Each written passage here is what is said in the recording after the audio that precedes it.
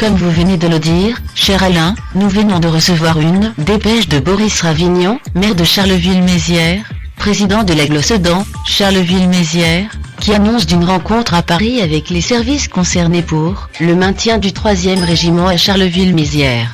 Je vous lis la dépêche. Le ministère de la Défense attentif à mes arguments pour un maintien du 3e régiment du génie à Charleville-Mézières. Le ministre de la Défense, dont je veux saluer l'esprit républicain, m'a fait recevoir aujourd'hui par son directeur de cabinet, en compagnie du vice-président de l'amicale des anciens du 3e régiment du génie.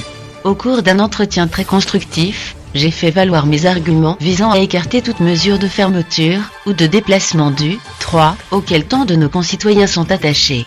J'ai rappelé que le 3e régiment du génie, stationné à Charleville-Mézières depuis la fin de la Seconde Guerre mondiale, est aujourd'hui la dernière unité présente dans le département. Depuis plusieurs décennies, la mobilisation des Ardennais et des Carolo-Massériens n'a jamais faibli pour assurer le maintien du 3 sur notre territoire.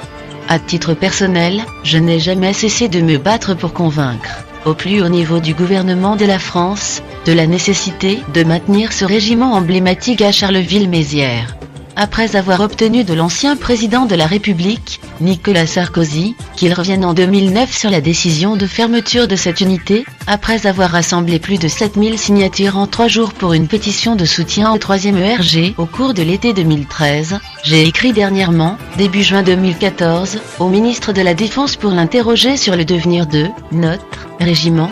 Mon entretien de ce jour fait suite à ce courrier. J'ai le sentiment que mes arguments ont été entendus par le directeur de cabinet. Cependant, sans assurance formelle à ce stade, je compte demeurer extrêmement vigilant et mobilisé, dans les semaines et les mois à venir, afin d'écarter pour de bon le spectre d'une fermeture qui briserait notre ville et les Ardennes. Voilà la déclaration mot pour mot de M. Ravignon.